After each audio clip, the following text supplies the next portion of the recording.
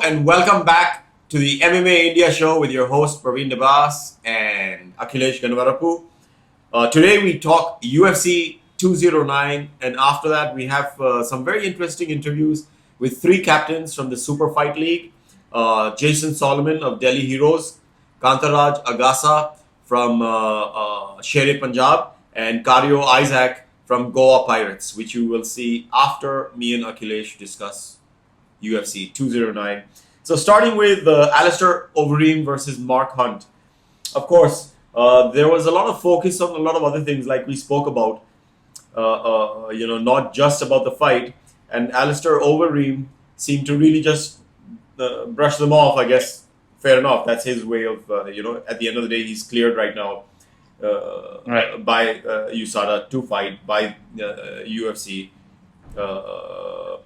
So I think at least for this fight, Mark Hunt could have just taken it, like that.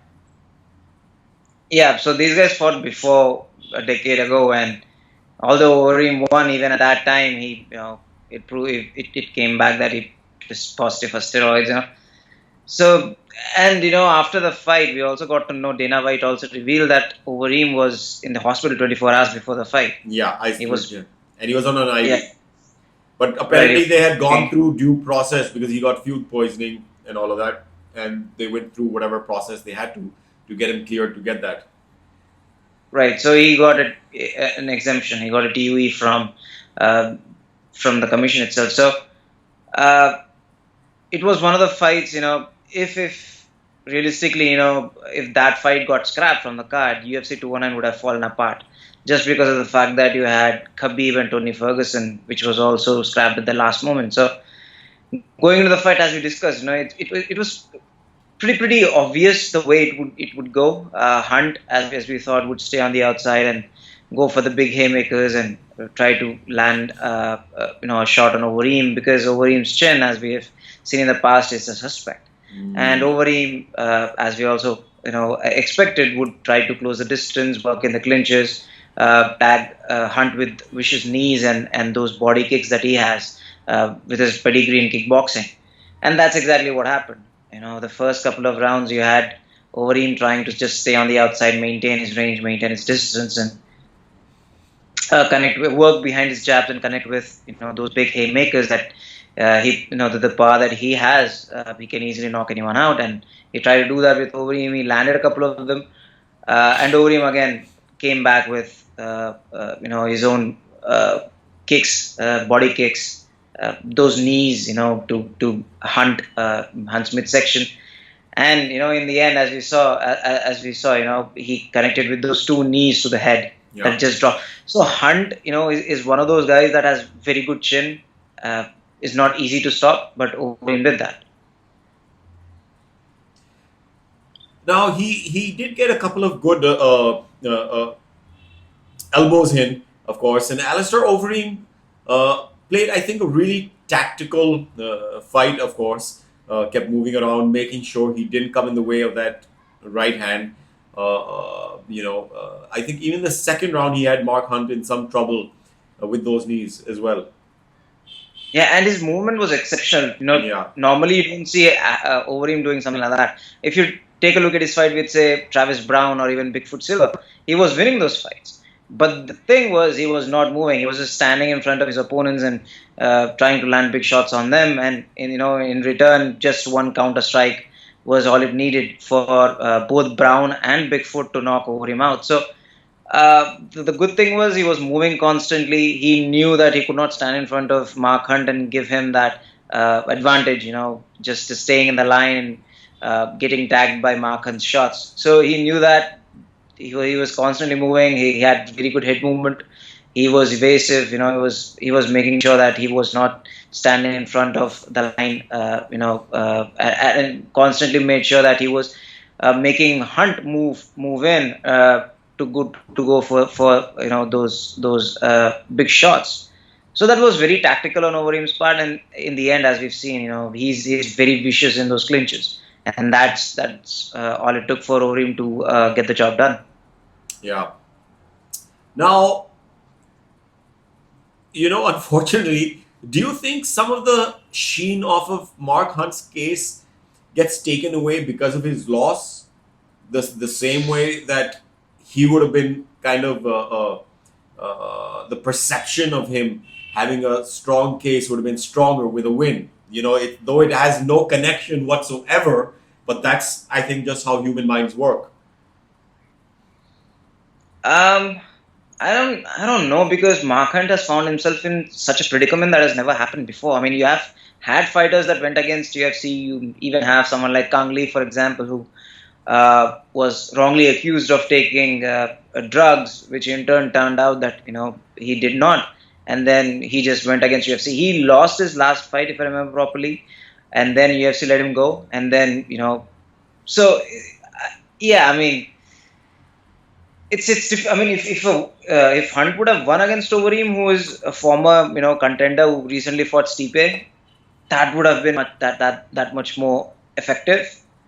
With a loss, maybe you never know. I mean, it's people keep moving on. So with a win, Hunt could have made a statement. He could have come out and said, "Look, if I fight clean fighters, I'm gonna win. This is what happened with Overeem. He was coming off a big victory against Frank Mir before he fought Brock Lesnar. So that could have been a different statement that Hunt could have made. With a loss, yeah, I mean, I think Hunt is about one more fight away, one more loss away from getting cut from the UFC itself. Yeah. Now, moving on to Rashad Evans versus Dan Kelly. I think everybody was pretty disappointed with Rashad Evans' performance, except for those last, 30, 40 seconds, of course, but too little, too late. And I think Dan Kelly, fought a really smart tactical fight where he kept moving, of course, away from Rashad's right hand. He kept, almost very, what's the right word? Lightly floating, I would say, floating towards his left all the time, taking away, the right hand advantage that he had, and kept tying him up there. He got he is known, of course, mostly for his ground game, Kelly, but he showed his boxing skills had improved, and he's on a 6-1 record now in the UFC. Right. So, it was one of those fights where you expected Rashad Evans to win just because Kelly, is 39. Virtually everyone, calls him the dad of the other fighters in the UFC. And, as you said, he was 5-1 in the UFC going into the fight. Probably he was 5-1, and he was more known for his judo, more known for his ground game than his boxing.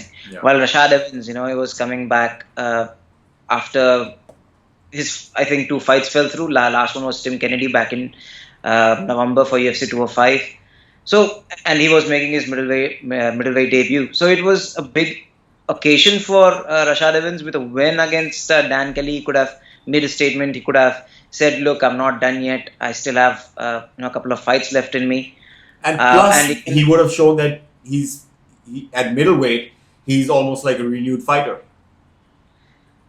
I wouldn't say that because, Rashad Evans against a top 10 fighter in the middleweight division would be a very bad matchup for him. You look at the middleweight division, there are legitimate killers, Romero, Jacare, Rockhold, Weidman, Whitaker, even Brunson. So who are you going to throw Rashad Evans against? So, yeah, I mean, middleweight, I think light heavyweight suits Rashad Evans even more because there are no legitimate contenders in the lightweight division except for your 3 or 4 big names. But anyways, middleweight division was supposed to be his career resurgence of sorts. His last win came against Chael Sonnen back in 2013, if I remember correctly. So it was a big occasion for Rashad. Even Maki Kawa came out and said, "I wanted Rashad to move down to middleweight long ago, about 7-8 years ago." So a lot of people expected good things from Rashad Evans going into the fight, and as you said, Dan Kelly was very good in the way he implemented his game plan. He made sure that he did not circle into Rashad Evans' power rights. Yeah. He made sure that he maintained his distance. And the thing with Kelly is he has a very awkward stance. He doesn't have your traditional southpaw or orthodox stance. Being a judoka, and just I don't know, he has that crouching kind of a very awkward stance that you don't see with other fighters. And Rashad looked very rusty. He was very hesitant in pulling the trigger. Then while Rashad Evans' base is primarily wrestling, you have Dan Kelly, who is a judoka. Dan Kelly was the one who looked more confident going for the takedowns and the exchanges on the ground in the grappling department. Sorry, I'm going to have to pause that 1 second, and we're going to join you right back. And we're back. Sorry, Akhilesh, cut you in between. Yeah, go on. You were saying something. Yeah, so so as we were discussing, it was very technical game plan that Dan Kelly managed to execute against Rashad Evans, purely because of the fact that Rashad, with his background in wrestling, was not able to get the upper hand in the grappling exchanges against Dan Kelly. So in the end, a lot of people actually thought, not a lot, but even a couple of, a few people thought that Rashad Evans might have secured a victory on the outside, but it was Dan Kelly that. So just the flurry of combinations that Rashad Evans managed to throw towards the end that kind of swayed a few people, saying, hey, there might be an outside chance of Rashad Evans winning the fight. And even after the result was announced, you could see Rashad Evans just walking away in despair, not being able to believe that he lost the fight. But at the end of the day, it was Dan Kelly who easily edged past Rashad Evans. Yeah. It might be curtains for Rashad Evans now. I think quite a few people from his generation are either retiring or on the cusp of retiring, and we don't. I mean, it's everybody's has their run. Sometimes I think you shouldn't stretch it too much. He's had a great run. He's an ex-champion, but from today's performance, we don't know how much is left in the tank anymore. Right, and if you cannot compete at the highest level, then especially if you're an ex-champion, there's no point in you continuing. We've seen someone like Dan Anderson, who was still fighting your top 10 guys in Hector Lombard and Neil Magny, and then fought the champion in Bisping, say, what, I'm done. Now Rashad Evans has lost his previous 3 fights. His last 2 fights came in the light heavyweight division against Ryan Bader and Glover Teixeira, and now he has lost another fight today. So I think the best thing for Rashad Evans to do is what Tim Kennedy did, going out of sport while you're still at the top. But yeah, probably that's what Rashad Evans might do. Yeah. Well, moving on to what I don't know if it was actually given fight of the night, but it should have been, is Lando Vanata versus David Tamor. Was it given fight of the night? Yeah, I think it was given the fight of the night. I mean, easily, the fight of the night. What an amazing fight. I mean, Lando is such an amazing fighter. And it was so surprising that David always had some kind of an answer for him, though Lando really pulled out a couple from nowhere sometimes, and David surprised him by taking him down a couple of times. Lando, I remember, I think it was the second or third round, he had this cartwheel kick which just came out of nowhere, and even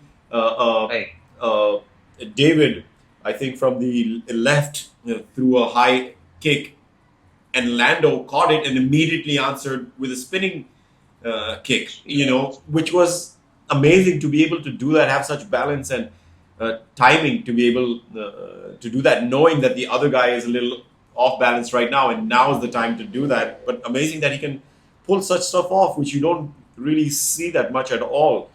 His movement, his timing, and he brought his A game. It's not like Lando didn't bring his A game. It's just that David was the better guy, better fighter today.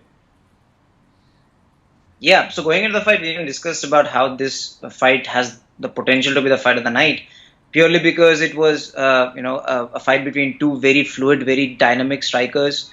Lando, we have seen in the past in his fights against both Tony Ferguson and Makdessi, that he has those highlight reel finishes and the ability to throw strikes from virtually any angle. So that was Lando's biggest strength, and also the fact that he's a very good grappler. He grew up, as a wrestler, wrestling in high school. Then he transitioned to jiu-jitsu. So he was also good in the grappling department, while his opponent, we talked about Taimur and him coming from a really good victory against Novelli the last time around. We also talked about how Novelli, going into the fight, said, "Hey, so I'm going to take him to the ground and I'm going to finish him," and never managed to actually execute that game plan. So Taimur had good takedown defense. We thought it was going to be even Stevens, because Taimur comes from a Muay Thai background, so probably had the advantage in the striking department, but both were very fluid and very dynamic, and just even striking pedigree that when they came into the fight. Now you could see that the difference could be in the grappling department. Probably we I remember gave that advantage to Lando because of his background. But the fact that it was Tamer that initiated those takedowns and managed to take Lando to the ground and was more active in those takedown attempts. And I remember going into the third round, everyone thought both had one round each, and going into the third round, both had one takedown each. And then it was Tamer that initiated a takedown and then took Lando down once again, so getting two more takedowns. So we expected it to be either 29-28 or a split decision victory for either Lando or Tamer. Yeah. But at the end of the day, it was a unanimous decision victory, and it was 30-27. So yeah, I mean, when you go to the judges, this is the problem, and we'll talk about what happened after the main event as well. But the judging, you can never be sure in MMA, and especially in Nevada, that is never given that the judges might get the decision correct. That's not their strong point, you mean? Yeah, but just because of the very flashy styles that both these strikers possess, we thought, or I thought at least, that one fighter would get either a KO or a TKO victory, but that didn't happen. So it was a very good fight. It was very even Stevens going into the third round. Probably even in the first 1.5 minutes, it was very even Stevens. But then once Tamer took Lando to the ground a couple of times, just the balance started swinging, and Lando had no answer. Yeah. So, an amazing fight. Not much else to say about it. But you very rarely see two people so well matched with each other, and such an exciting fight. This is what the title fight could have and should have been, because both of these guys could have been hesitant as well. Of course, that's easier said than done. I say that with all due respect. I know what these fighters, I've not been in the cage myself, but I know what these fighters go through. It's not easy to just say they should have, but they go in there to win and to give their all, and these two guys did pull the trigger most of the time throughout all three rounds, and that's why they got fight of the night. Now, going to the main, of course, event of UFC 209, a lot of people are disappointed. Immediately we got so many messages on our social media about how people were disappointed. And we spoke to Stephen Thompson, of course, some days back, and we did ask him about you guys have fought and you know each other so well, so what's the strategy going to be now? And there was supposed to be this strategy, but I think, like I said, the problem was both was waiting for the other guy to do what they usually do, so they could do what they had planned.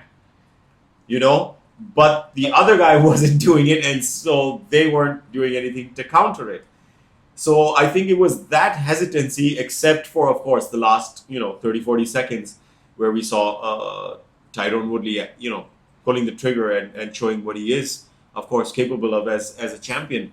And one really just wishes that was the case a lot more, and they did try now and then. It's not like he didn't, and he did say that a couple of times he tried, and he got a couple of counters from Steven, so he was a lot more cautious, and one even saw a spinning kick to the body when Tyrone went after him, Stephen just easily spun around and kicked him into the body. So that would naturally make him cautious because they're both such amazing and high pedigree fighters. So it's easier said than done being in the cage. We can say this stuff, but they both were facing off, and it's not easy to pull the trigger when the other guy is waiting for you to pull the trigger. So that's what, of course, was happening. And talking about the judging, I think if you're talking about Sal Diamato's a 10-8 in the final round, even if you had given it a 10-9 and it had gone Stephen's way, it still would have been a majority decision for Tyrone because the other two judges still scored it for Tyrone. So I don't think that really played that much of a part in the scoring, I think. Yeah. So, firstly, just talking about the fight itself, it almost looked like, both not just being apprehensive, but the last time around, what happened with Stephen Thompson was he kind of was very tentative in going forward, and that enabled Woodley to counter him very easily. So I think he was very cautious about that. He did not want to overcome it because the last time we saw during his last fight, he overcommitted, and that resulted in Woodley tagging him with the overhand rights and dropping him 2 or 3 times. So Stephen was very cautious about that. He did not want to overcome it. And the other thing that, I found very interesting was Tyrone was more than happy to, keep moving back and put his back against the cage. Because that is where Stephen Thompson is most dangerous at. We have seen what happened when Johnny Hendricks did that. Stephen Thompson effectively pushed Johnny against the cage and then just, tagged him with body kicks and then finished him. So once Tyrone just started backpedaling and moving backwards and just put his back against the fence, I thought that was the best possible time for Stephen Thompson to go forward and be aggressive. But he did not do that. He was very apprehensive. He was very tentative just because of what happened in his last fight, and he overcommitted and he got tagged 2 or 3 times. There were a lot of feints and everything, but there was no real,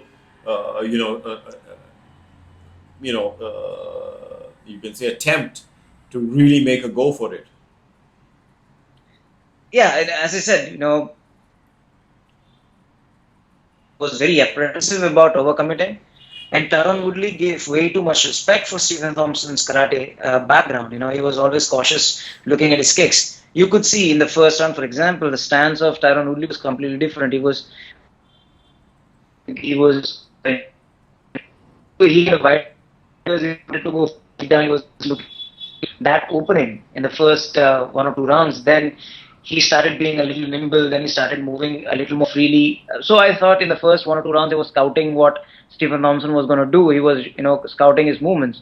So that was when Woodley was throwing a lot of feints, and he was looking at what Stephen's reaction was.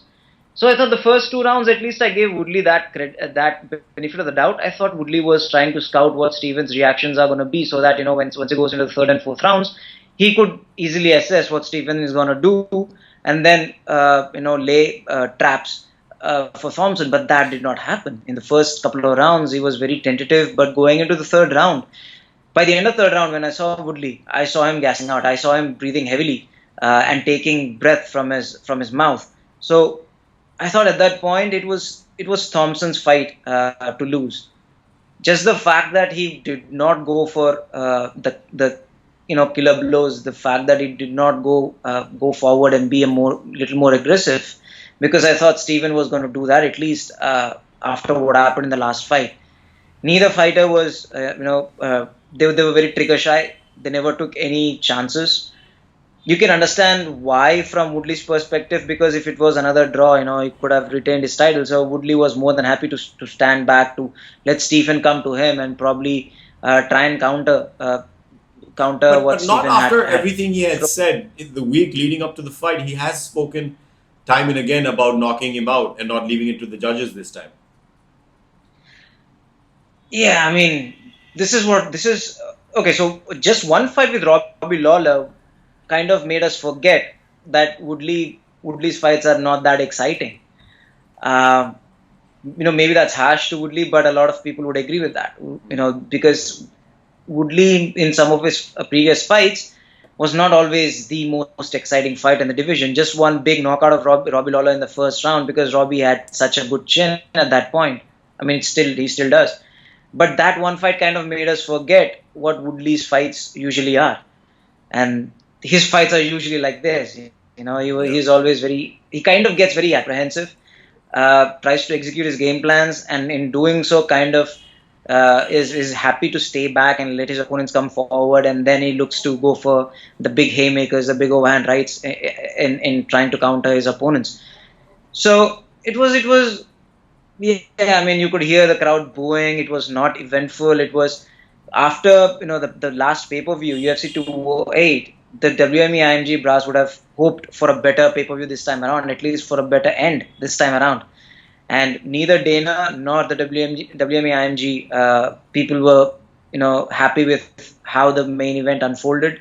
And now talking about Sal Diamaro, we're talking about Sal Diamaro because a lot of times, and I've criticized Sal Diamaro in the past because he got a lot of decisions wrong in the past as well. Yes, I mean, if he had given a 10-9, because it was not a 10-8, there was no way the last one was a 10-8. There was no way it was a 10-8. That was really off. I mean, you can't give somebody a 10-8 just because, 30, 40 seconds of the fight, he's been aggressive. Or rather, of the round. Right. The round, I mean, yeah. Right, so it was, Woodley was aggressive in the last 40 seconds. And until that point, you had Stephen Thompson, who was also connecting with body kicks. You had Tyron Woodley, who was just throwing jabs and feints, and maybe one or two of them landed. There was nothing significant that he threw that gave him the more dominant round. Going into the last 40 seconds, yes, he tagged Thompson, yes, he dropped him. So it was a 10-9. Any way you look at it. Now, if Sal Diamaro had given it a 10-9, then it would have been a split decision victory still for Tyron Woodley. That is true. But I do not even understand how the other judges saw the second round, especially because I thought it was the third and fifth round that Tyron was more dominant in. But the first, second, and fourth rounds belonged to Stephen Thompson clearly because Woodley was not aggressive at that point. Yes, he was throwing some jabs. If you're talking about strikes, sure. If you're talking about significant strikes, I did not see Woodley throwing anything significant in the first, second, and fourth rounds. I thought it was Stephen Thompson. Yes, he did not do anything, extraordinary, or he was not very aggressive, overly aggressive. But if you're looking at scoring in a 10-9 in your traditional boxing scores, Stephen Thompson clearly had those rounds won. So how can the judges give the second round to Tyron Woodley was something that... But tell me one thing, on the basis of the performance today, do you think Stephen Thompson deserved to be the welterweight champion?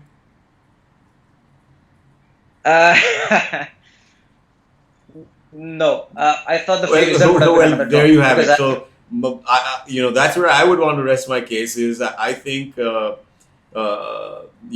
I don't think Steven did enough, with all due respect, to win. He's a great fighter. But tonight, I think he knows that as well. He left it to the judges again. And he didn't do enough to really show that he deserved to win just by staying active a little, and putting out a jab and a kick now and then. I don't think is enough to really be crowned champion. And again, Tyrone had actually the two moments when he won, he took him down, and of course the second time in the last round, which you can still, remember as moments in the fight. Of course, that's not how fights are scored and won. They score them per round. But I'm just saying, it wasn't really, Steven didn't really deserve to win. Even if it was a draw, Tyrone would have kept his belt. Anyway, it's just that this time it was a majority win for him and not a majority draw. Yeah, so as I said, I thought a fair result would have been a draw. Yeah, not a win. I agree. A fair result would have been a draw again. But after tonight's performance, I don't think there would be any interest in matching these two up again. No, so definitely not. Yeah, definitely.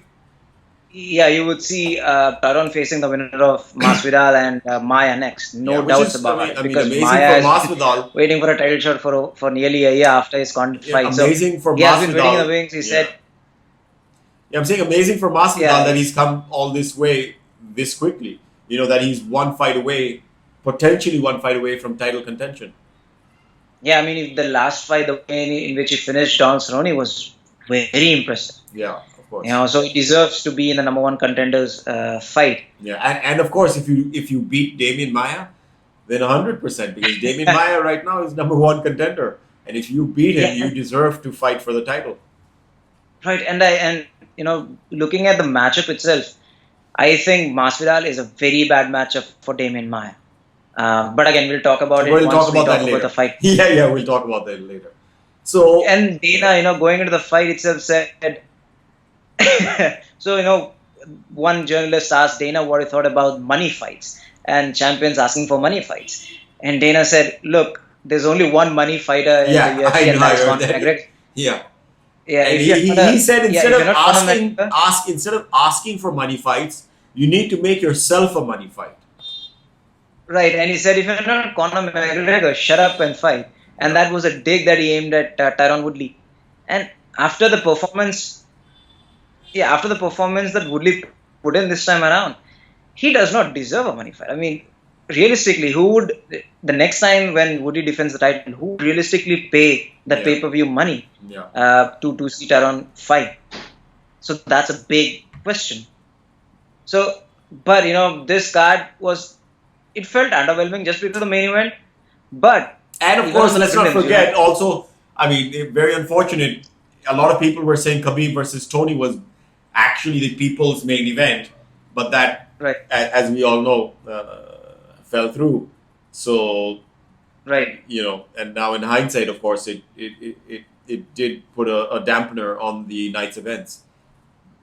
Yeah, everyone was actually looking for more to the Tony Khabib fight, because realistically, the implications itself were so mouth-watering. If Khabib had won, it would set up a showdown between Khabib and Conor. And if Tony had won, it would set up a showdown between Tony and Conor. So the matchup, the styles itself, everything, the implications, just the fight itself, everyone was looking forward more to the Tony and Khabib fight. But, that fell through, and the main event was underwhelming. Actually, the fights on the prelims card were more, I thought were more interesting, because you had two outstanding fights on the prelims card. You had one with Elkins and one with Uriel Alcantara, where both came from virtually getting knocked out to submitting their opponents. One submitted the opponent, Alcantara submitted the opponent, then Elkins stopped his opponent in the third round. Yeah. And there was, just the Elkins fight was so amazing. I mean, everyone just couldn't stop talking about Elkins. Just because, he was busted open for 2 rounds, he was just battered and bruised. But in the third round, he knocked his opponent out. Yeah, made a really I think the prelims. I think the prelims card delivered more than the main card itself. So that was a very, interesting turn of events, to say the least. Yeah. Well, not much to say. Let's see what happens with both Tyron Woodley and Stephen Thompson. But I think there's a lot to discuss there. What happens now, of course. But I think as far as the welterweight division goes, I think the people's eyes would now be on the Masvidal Maia fight, especially ours. We will look forward to that as well, having had Masvidal on the show twice now.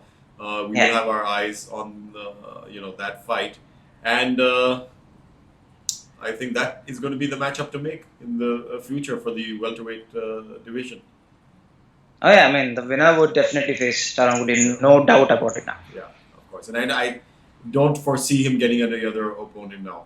It's going to be Masvidal Maia, and then the winner of that going against Woodley. Having said that, that's all. Do you have anything else to say? No. Okay. I think we covered everything. That's all for UFC 209. The Super Fight League interviews are coming up. Enjoy those. Have a nice day.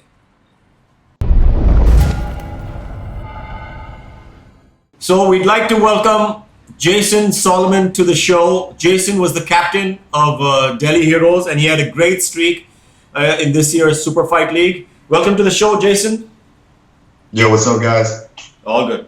So, to start with, can you tell us a little about your background? Are you a Delhi boy? You from somewhere else? And how did you get into the martial arts and MMA? So basically, my name is Jason Ramesh Solomon. I'm from New Delhi, India. My dad's an Indian and my mom's American. I grew up here in New Delhi and I went abroad to college in America. That's where I sort of started playing with the idea of mixed martial arts. Prior to that, while I was living in India, I did taekwondo, I did kickboxing, I did boxing. I've always been an athlete, so I've always been into sports and martial arts. It didn't get serious for me. It didn't get professional for me until I came back to India from the States from college. And there was no mixed martial arts in India. There was no MMA here at all. And so I started searching and Googling and looking for anything in India near me. And the closest thing near me was in Bombay. And that was run by Alan Fernandez and Daniel Isaac. I'm sure you guys know who those are from the Mixed Martial Arts Association of India, the IMA people. So they kind of like took me under their wing. They coached me. Alan Fernandez was my first coach. And then we launched the Super Fight League with Raj Kundra, Shilpa Shetty, Sanjay Dutt, all these guys. And then we took a little bit of a break because of some corporate things happened. So the SFL shut down and they rebranded, right? They rebranded now. Now we're called Super Fight League. And now we're back with a bang. We launched earlier this year. I was for the Delhi team. I was Delhi captain. Delhi made it to the finals. Unfortunately, we lost. Asha Roka, who's who actually got fighter of the tournament, a great fighter. Yeah. She basically knocked out Our Lady, and that basically put us so far away from winning the tournament. Yeah. We needed 2 knockouts, and I tried to get another knockout, but I broke my hand in my first fight, so punching for me was a bit of a problem. So that's why I changed to grappling. And I thought, you know what, might as well just get the win. Take the win whichever way I can, and that's why we lost. But that's my background, basic background. Now talking about this year, one thing I really admire is you were able to change your image around this year. With Right. 3 come from behind wins.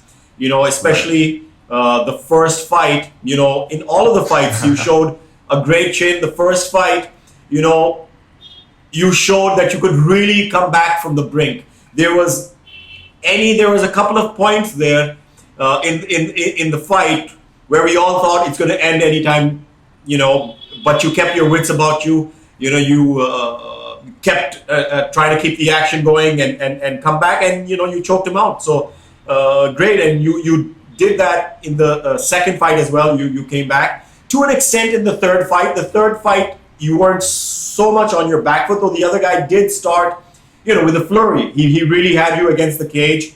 And but by that time, it almost seemed like you were used to it, and you had your wits about you all the time.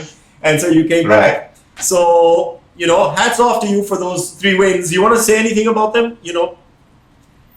First of all, thank you. I really appreciate that. I don't know if you guys know a lot about me, but I lost a fight recently before the Super Fight League relaunched and did the whole league format. I actually fought in Delhi about a year ago, and I got knocked out in like 9 seconds.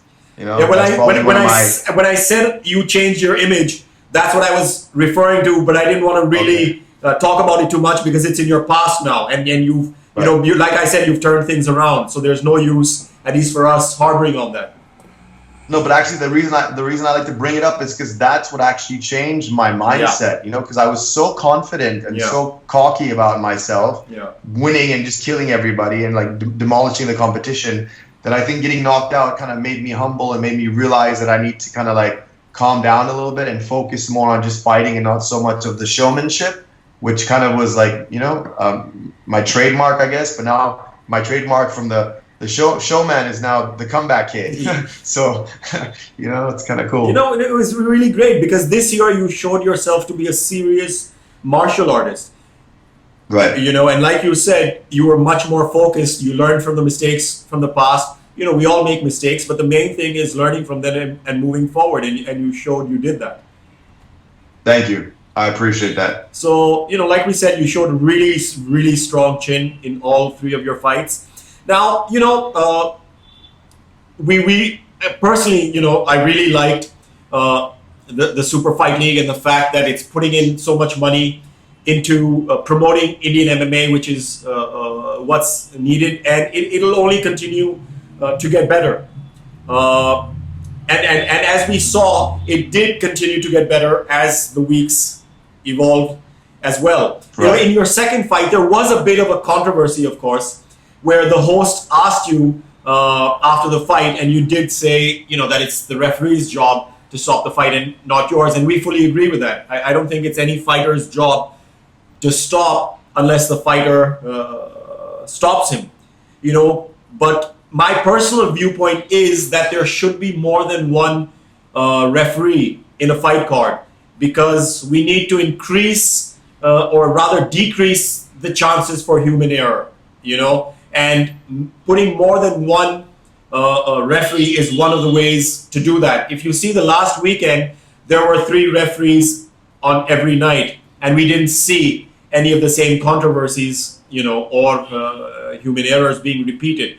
What's your take on that? Because I personally, you know, I really strongly feel that on a fight card, we need to avoid these kind of controversies, especially because we're pushing Indian MMA forward. Nobody likes to talk about them. And one of the ways, like I said, of avoiding them, at least, is to make sure there's enough referees that everybody is getting rest. You know, is getting enough breaks so everybody's focused on every fight. I agree with you 110%. It's not just about the controversy, it's also about fighter safety. Yes. You know, that's actually more important for me as a fighter. Yeah. But yeah, absolutely. That's exactly what I mean when I'm talking about that. You know, that's exactly what I mean. Right, and I'm agreeing with you. I'm saying that's another point. We can look at human error about the fouls, or a controversial win, or like with also like an injury, the fighter and then ref might stop a fight, whatever. But you're right. It is very intense. It's really hard work for the referees, and I think they need to have a new ref so that a ref gets a break after every fight, because it's so intense. You're in there, you know, in that cage. The amount of intensity, the amount of energy, the ref kind of becomes a part of that. He gets into that. And so I think refereeing too many fights can get you mentally tired, and you might slow down. So to have a new ref every fight, I think is a great idea. I can put that across. That's a good idea. Thank you. Yeah. So you know, we did put that across. So that is why, you know, also that in the last weekend you saw there was, you know, 3 fighters per. Sorry, you were saying something, Akhilesh? No, I was not. I was just saying I agree with you. Akhilesh was saying something, I think. Oh, sorry. Yeah, just because you brought that point up, you know, I also wanted to ask you, because if the same thing had happened in the United States, you have the athletic commissions where a fighter can appeal against the loss and it can be overturned. So, just in your experience, is there something like that is possible in India, where you can, because, you know, you cannot appeal to a commission because there is no commission here in India? But no, so I can answer your question. If you look at you go back at a few SFLs earlier, they actually did reverse the decision after the fight was made. So there's definitely ways and means to do that. I don't know why the other team didn't appeal. Even if you look at this season, there was 2 heavyweights. One got kneed in the head when he was down, and they overturned the decision. So that there's a possibility. Why it didn't happen, I don't know, bro. I can't answer that question. Now, moving ahead, because we all know, moving away from this, I don't think any player wants to have a question mark over his victory. I think we all want to win. Yeah. If you guys look at my celebration for that fight, I barely celebrate. I didn't do nothing fancy. I just was like, you know what? This is stupid. I'm pissed off because I don't want to win this way, you know? So I really didn't celebrate that win too much. You know, I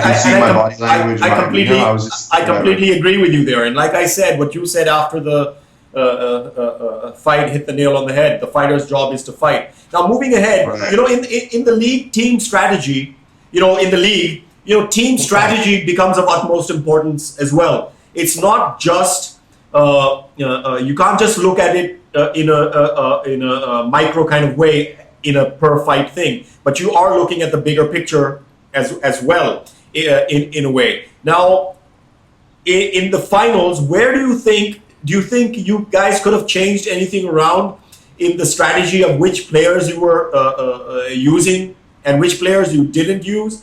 Of course, there's always you know, in hindsight, but you know, it's. Do you think there's anything you would have done differently, or a different player you would have used?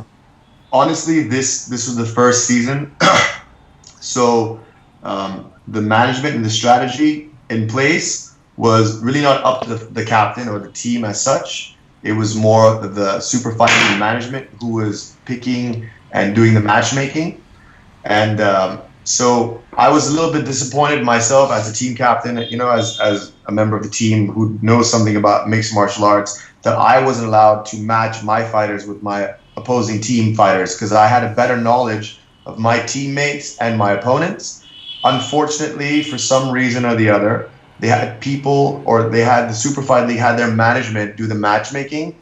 I hope that does change and the fighters and coaches who know a little bit more about fighting actually get to make that decision.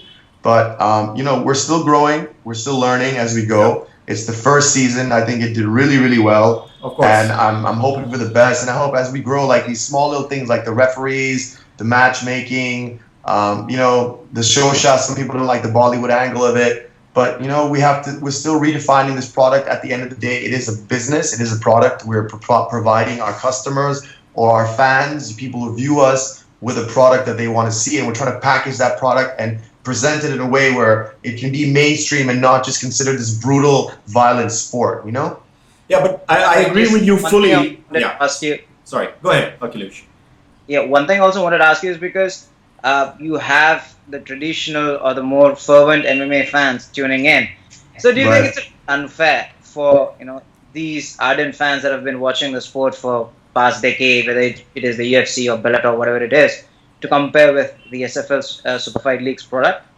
What I gotta say to the fans who are hardcore fans, who are real MMA guys who know what's up in the world, still, even the fighters in India are babies, bro. We're still learning the game. You know what I mean? MMA as a sport, the techniques, the coaching, the discipline involved is still so new to India.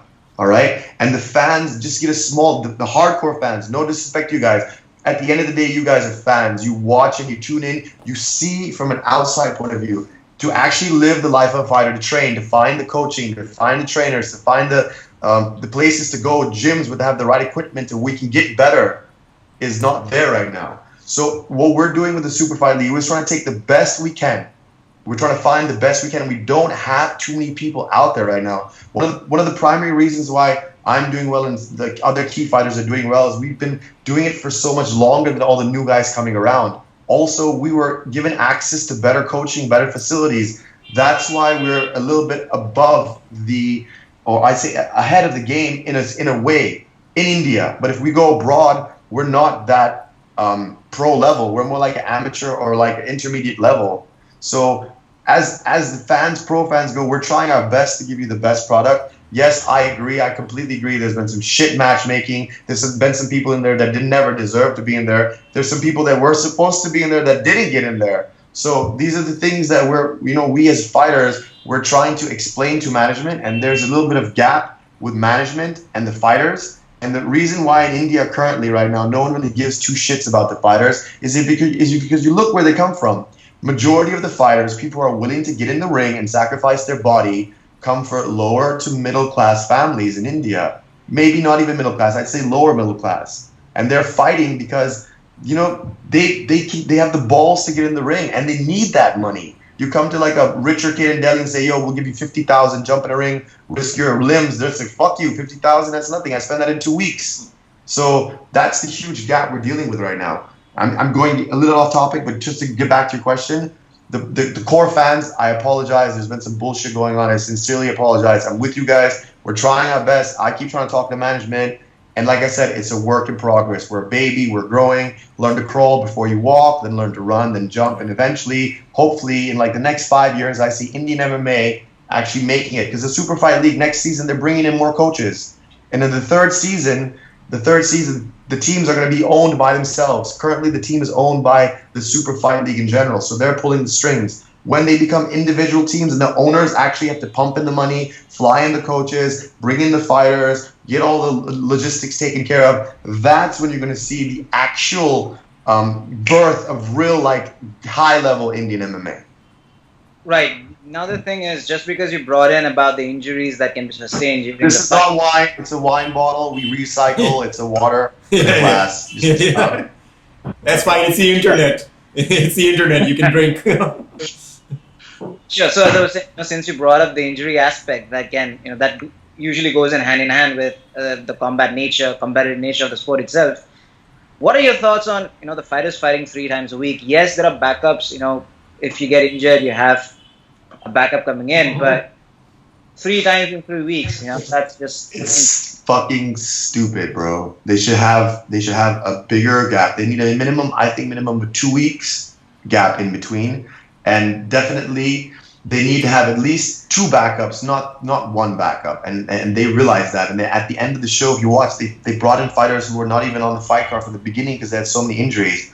So I'm going to sound like a broken record right now, but this is the first time we're doing it.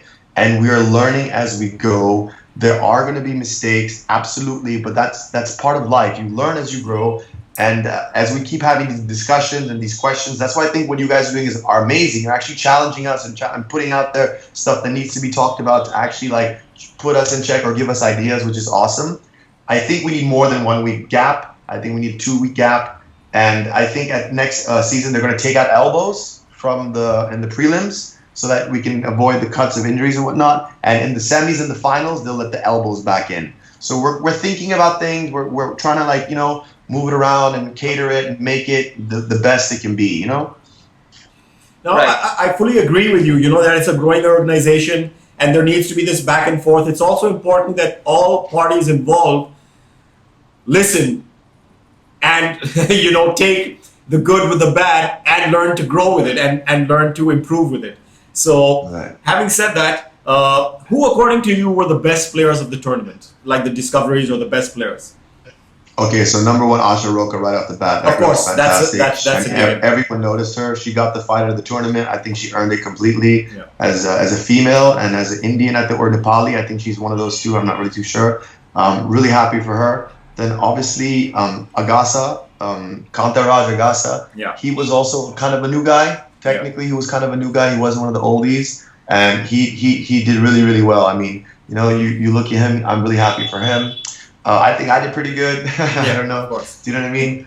There were a couple of letdowns. There were a couple of people who we thought were going to do really, really well this year and didn't do too well. I'm not going to name any names, but I think we all know what happened. So it's a fight, it's a fight, guys, and it's a chance. You get in there and you take a chance, and sometimes you think the guy who's going to win is going to, he loses. So these are two people right off the bat that I can think of, that I really think did really well, substantially well. Great. Now, if I can just bring the topic to you, you've trained in Thailand. Yeah. So can you also just tell us about your experience in Thailand? And because since you've already trained in Thailand and you've trained in India, just can you compare both the worlds? Just draw some parallels for us. Sure. So I'm going to rewind back. I need to go back 4 years when I first started, right? It's going to seem like, why am I going back that long? I'll tell you why. In India, there was no MMA coaching. The only place or the only actual MMA coach was Alan Fernandez in Nasik. All the old school fighters who started fighting on the SFL show in the beginning, who actually rose and did well in the ranks, all moved to Nasik and lived in a training camp there. And that training camp was funded by the Super Fight League. Food, shelter, transportation, everything was provided for the fighters. It was like a scholarship, like a fight scholarship. When the SFL had that little Raj Kundra and Sanjay Dutt fiasco and shut back down, everything kind of shut down. And all the core MMA guys who were there from the beginning of the SFL, we kind of went back to our hometowns and we opened up little gyms and started training people whatever we had learned. Okay? So currently in India, there's a handful of people that we know who train at gyms, and whatever they know, I know, and we've learned most of this stuff from this one guy. So this is sort of the hierarchy of Indian MMA, how it all filters down where we know. So the level we kind of have is all the same right now. If you go abroad like I did in Thailand, you understand that we're so far behind in not just the techniques of how we train, the way you build a fighter. So training abroad was a huge eye-opening experience for me. And I wish that I could share that experience with you guys, but I really can't. You have to kind of go there for yourself. It's just better. They just know what they're doing, man. And they put mixed martial arts together. They combine all the things, and it's just so beautiful. And what I plan to do, and what I think the Super Fight League plans to do is bring in these coaches to India. And they part of the Super Fight League plan, actually, I don't know if you guys know this or not, they haven't really mentioned this, but they have a sister company called Super Fight League Fitness. And each team will have a fitness center in their city. So Delhi has a center, Yeah. Bombay has a center, Bangalore, Goa, etc., etc., etc. And in these fitness centers, they're going to have the fighters of the team training, and they're going to have coaches coming from abroad and giving us the coaching we need. We're also going to then allow the public, the general public, to come use that facility when the pro team is not training, and get to meet and greet and train and play with the pro fighters who fight in the SFL. So we're planning to bring in the coaching and bring in the fitness to match the international level. Currently, we are light years behind. I know that sounds really bad to say, but we are light years behind. You know, you have to accept where you are in life, and that's the only way you know how to get better. I do plan to, you know, since the league is doing well, I want to move back to Thailand or America or someplace and get better coaching and come back next year and dominate and do better, you know, because I know that they paid really well this year. One good point is they paid really well this year compared to other years. And I think most of the people who did well this year will have enough money from their winnings to fly to Thailand or to fly abroad and get training. And I really hope they invest this money in themselves and come back and be a better fighter and put on a better show for the hardcore fans and also for the new guys who are just coming to the sport and just getting to understand and learn the sport. Do you have any plans of fighting in any other tournaments? I really can't, bro, because I signed a 2-year contract exclusively to the Super Fight League. So for the next 2 years, I'm focused directly with the Super Fight League and the league format here. And I mean, why not? I'm from New Delhi. I'm from India. I live here. I'm doing really, really well here. I understand that I have an advantage over my competition. So why would I put myself in a position where I could potentially get hurt really badly and lose and ruin my record? I would rather be smart about it and stay in India and grow with it and progress and help. I wasn't talking about abroad. I was talking about there are some smaller promotions having fights over the country. I've noticed a couple of just recently. There's something in Guwahati as well where some people from the Super Fight League are also fighting. So I'm talking about a little more of these promotions coming up in the country. So let me rephrase myself. Whether it's international or domestic, I cannot fight for any other association besides the Super Fight League. I have a 2-year exclusive deal with them. It was a good deal, so I had to say yes. Okay, great. Now, for the Super Fight League, you have mentioned, of course, we know about the gyms and you know the whole plan behind that. Now, for the league itself, are they going to come back after a year? What are the plans for Super Fight League? How do they plan on taking it forward in terms of, is it going to be a bi-yearly or is it going to be a yearly thing? How do they plan on keeping the interest of people going? So I think that what I heard, I can't, you know, you don't like say this is for sure. This is what the talk that's going around town is November, December this year. Okay, we were supposed to actually start last year in November, but we postponed because that demonetization, Modi kind of like, you know, put a standstill to our economy. So that put us back. So we were initially supposed to launch in November, December, and we postponed to Jan, Feb. But we plan to keep the original timeline of November, December every year. And they will have their one-off satellite events, you know, like SFL 10, SFL 50, SFL 60, like, you know, UFC has their random events. I think they plan to do that once a month or once every 2 months. And another thing I hear that they're going to do is they're going to start up that reality show again. So we're going to have the Super Fight League reality TV show where they're doing, they're going to be looking for amateur fighters, you know, like UFC does, the Ultimate Fighter. Yeah. That show they have. That is it the one called Contenders? Yes, that's what it's called. Contenders. Yes, that's the one.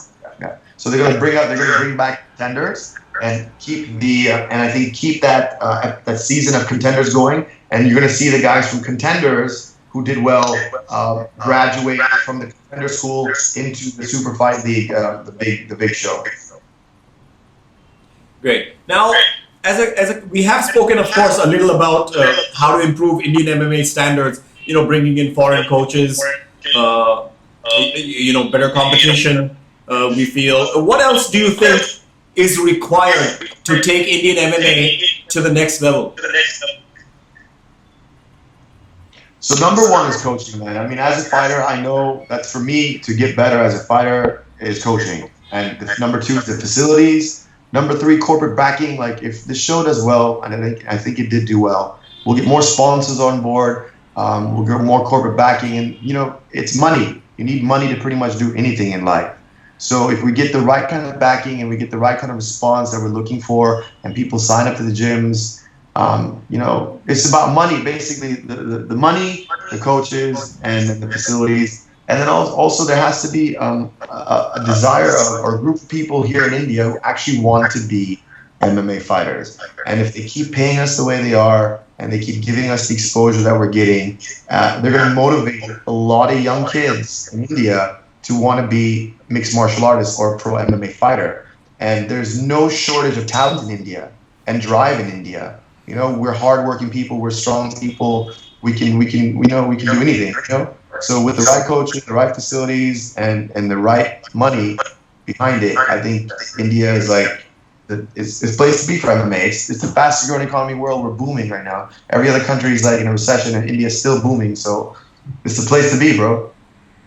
As an extension to that, you spoke about how the matchmaking needs to improve, or certain things that need to be changed. So what do you think Super Fight League itself has to do going forward just to improve? So now we're talking more management now, right? So I would like them to bring in some management from abroad as well. People who have handled shows, people who know something about fighting, who know how to matchmake properly.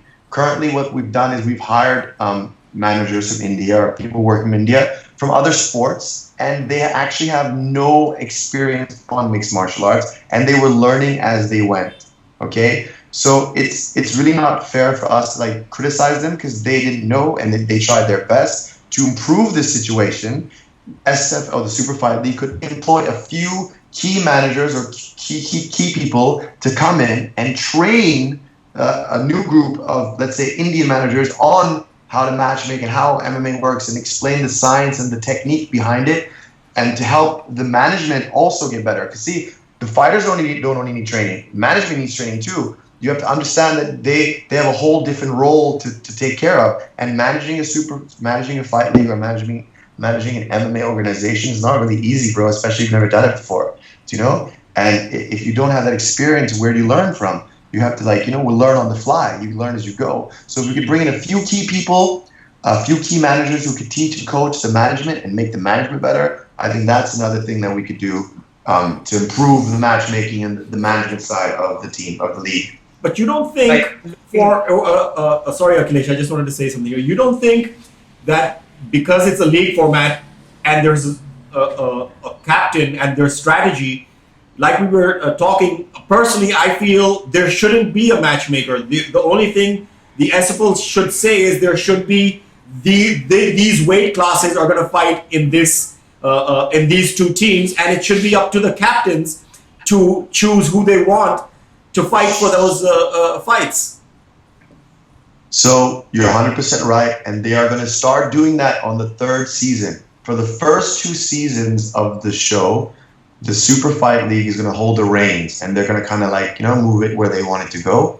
And on the 3rd season, that's when the team owners, or the people who own the team, the people invested in the team, that's when they get the reins and they get full control of their team. And they get we're going to start doing like the IPL does. We're going to bid for players, and each team will have X amount of rupees dedicated to their bank balance that they can allocate to purchase or bid for fighters and coaches. Then you build up your team, and you have X amount of people on your team, you have X amount of coaches, you have basically a budget to put your fighters and your coaches together. Then it's up to you. You're like, yo, this is your list, this is their list, now you decide who you want to match against who. That is going to happen in the 3rd season. But don't you think that's fundamentally what, for example, happens in TUF but not in the UFC? Just because you need to have the talent pool to make sure that the records or the experience matches of all the opponents in the same weight class.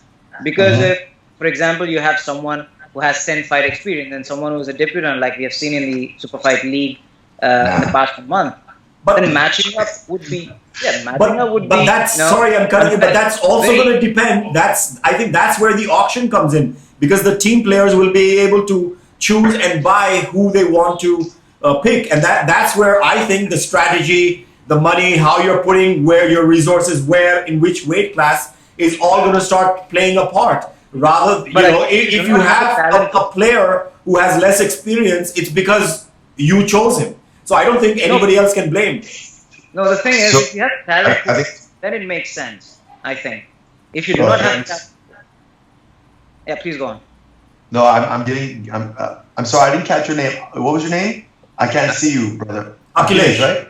Yeah. Akhilesh. Okay, sorry about that, Akhilesh. So getting to your point, yes, I understand. Both of you guys are saying the same thing, but just differently. Let me just try to bridge the gap here. The talent pool that Akhilesh is referring to, it doesn't exist right now, or it does, but it's a very shallow pool. Therefore, we're using these first 2-3 seasons to build that up, that talent pool. And as we have these satellite events in between, there'll be like one every month or one every 2 months. That's when we're going to start matching up people with like similar records, like 3 fights to 1 loss, to maybe like 1 fight to like 2 loss, something around the same fight, like keeping it more on a level playing field and building these guys up in these satellite events and matching them up, and it's bringing in more people with the TV show, the talent show they're doing, the reality show. We're looking for talent. We're doing that. We're using these first 2 years. We do these little amateur events around the city. IMA does these events. All these other organizations do these little events as such. And we're using these smaller events and these satellites events to build up these kids' records and have more of a talent pool. So that's why we didn't start off with the team buying it and owning it right away, because we kind of realized we don't have the talent pool, and whatever talent pool we do have, we can't throw these minnows or these rookie guys who are just coming in with these sharks who've been there forever, because they just completely dominate. So how do we get these minnows to become baby sharks to fight the big sharks, So it's going to take time. We're building, we're growing. The talent pool is growing. We're using the satellite events. We're using amateur events to get the people up there. Going back to Parvin now, with that new talent pool, Parvin, that's when the managers and the owners will be able to look, okay, we have like 15 guys in this weight category. We got 15 guys in this weight category. Then we can match them up accordingly, Yeah. So it all goes hand in hand, like I said. We're still growing. I'm going to sound like a complete fucking broken record, but everyone's got to understand that there's so many things to look at, man, and we're looking at all these things, and it's good that you guys are looking at it too, and you're noticing it, and people are out there and looking at it, because that means that people are watching. That means we're doing something right. You know what I mean? With all the shortfalls and all the shortcomings we have, we're doing something right. People are talking about MMA. MMA is hot now. It's getting better. There's better fighters, better coaches, better facilities. So just let's keep looking to the future and keep hoping that not just the Super Fight League, but mixed martial arts in India progresses. I agree with you. And I think the fans out there as well, apart from us, everybody does want it to keep getting better. The fans, everybody, we do want to see homegrown Indian MMA fighters, stars, become where we are interested in them, where we can see them not just fighting in India, but on a global scale as well. I think all of us have that interest, and we want that to happen because, that's what we're pushing. That's what we're promoting. We want to see our own get better and better and grow on a global scale. And part of doing that, of course, is discussing not only the good things, but also things where we need to improve and get better. So I think that's where we fit in as well. You're a tough cookie, bro. You're a tough cookie to crack, man. I'm trying my best. So having said that, anything else, Akhilesh? No, I'm good. Okay. It was a pleasure talking to you, Jason. And we wish you and the Super Fight League all the best, and we will continue hopefully to talk to you and the others again soon, and to get the word out there about Indian MMA. Take care. Perfect. I got one. Can I just Please. plug my Facebook real quick, if you don't mind, on your show? Yeah. Guys, if you're watching, fans out there, I got a Facebook page. I got an Instagram page. It's Jason Ramesh Solomon. Please, if you like what you see, support me, support Indian MMA, and thank you guys so much. Pleasure talking to you. Thank you so much. Take care. And welcome back to the MMA India Show. और हमारे साथ हैं कांताराज अगासा, जो कि है पंजाब के captain, Sher-e-Punjab के captain, जो है सुपर फाइट लीग के टीम। कांताराज, MMA इंडिया शो पे स्वागत है आपका। Hi sir, thank you. And first of all, congrats on winning the inaugural Super Fight League title. Thank you so much sir. अभी सबसे पहले हमें अपने बैकग्राउंड के बारे में कुछ बताइए, आप कहां से हैं और आपका इंटरेस्ट मार्शल आर्ट्स और एमएमए में कैसे आया? सर बेसिकली मैं कर्नाटक का एक शिमोगा करके एक शहर है, वहाँ से हूँ मैं। मेरा फादर एक रेसलर थे, सो मेरा बचपन रेसलिंग से शुरू हुआ। मैं रेसलर बनना चाहता था, लेकिन थोड़ा फैमिली इश्यूज से मैं नहीं कर पाया। तो मैं उस जमाने में जूडो और रेसलिंग सेम था, तो मैं जूडो का जब रेसलिंग हॉस्टल सिलेक्शन देने गया, रेसलिंग में नहीं हुआ तो जूडो में सिलेक्शन दे दिया। जूडो हॉस्टल स्पोर्ट्स हॉस्टल में सिलेक्शन हो गया। फिर जूडो स्पोर्ट्स हॉस्टल में ऑलमोस्ट 7 इयर्स था मैं ट्रेनिंग करते। फिर मैं जूडो ही कंटिन्यू किया। फिर मेरा नेशनल में जूडो नेशनल मेडल आ गया। Very good, very good. तो फिर उसके बाद फिर आपने कैसे सोचा कि मिक्स मार्शल आर्ट्स में आना है जूडो से? हाँ सर, जब मैं यूएफसी वगैरह देखता तो मैं भी सोचता था मैं भी कर सकता हूँ, क्योंकि ऑलमोस्ट उसमें सब लोग judo throw, take down, submissions, ये सब तो मैं ही कर लेता हूँ। बस मुझे सोचता था मैं स्ट्राइकिंग सीखना है, मुझे बस स्ट्राइकिंग कर ले तो मैं कुछ भी कर सकता हूँ। लेकिन एक प्लेटफॉर्म नहीं था, कहाँ कैसे करना, कहाँ सीखना है, ऐसा कुछ आइडिया नहीं था। जब बैंगलोर में 2 इयर्स बैक एक फिटनेस टाइम करके आई थिंक फर्स्ट टाइम वो कुछ एमएमए जिम ओपन हुआ, तो तब उसके जाके देखा, तब इंटरेस्ट आया मुझे, मैं भी ज्वाइन करना, मुझे करना है। फिर वहीं से मेरा जर्नी शुरू हुआ एमएमए का। अभी आपका रिकॉर्ड देखा जाए इसमें, एसएफएल जो इस साल का सुपर फाइट लीग था, सबसे पहले आपने सुमित खाड़े को हराया, फिर आपने रोशन माइनाम को हराया, फिर आपने ध्रुव चौधरी को हराया और फाइनल में आपने व्लादिमीर नेतो को हराया। हमारे हिसाब से जो आपका सबसे इंप्रेसिव विन था, ऑफ कोर्स व्लादिमीर नेतो के ऊपर था, बिकॉज क्योंकि वो एक ब्लैक बेल्ट बीजेजे है, third degree black belt jujutsu में है, और काफी लोगों को लगा था कि वो जीतेंगे क्योंकि उनके सबमिशन स्किल्स काफी अच्छे हैं। लेकिन आप इस फाइट में बहुत ही कॉन्फिडेंट आए और जरा से भी ऐसा नहीं लगा था कि आप ओवरऑड या आप हिचकिचा रहे थे उनके स्किल लेवल से, और आपने हमेशा फाइट को कंट्रोल किया और उनको नीचे ले जाके आपने ग्राउंड एंड पाउंड भी काफी किया। तो काफी मेरे ख्याल से जो पंजाब जीती उसकी शुरुआत उस फाइट से हुई थी। सॉरी सर, सुना नहीं दिया। मैंने कहा जो पंजाब जीती उस फाइट की वजह से काफी कॉन्फिडेंस आया पंजाब में कि वो पहला ही फाइट जो लोग श्योर नहीं थे कि आप जीतोगे या नहीं जीतोगे, लेकिन आपने काफी स्ट्रांगली वो फाइट जीता। तो उसका जो कॉन्फिडेंस है वो बाकी फाइट्स में भी पंजाब उसको लेके गई साथ में। हाँ, वो बिल्कुल सही है सर, क्योंकि जब भी मेरा टीम से मैं ही पहला शुरुआत करता था फाइट्स को, एक साइकिल मेंटली ये था कि कांतराज जीत गया फिर टीम जीत जाएगा। एक पॉजिटिव माइंडसेट था सबका।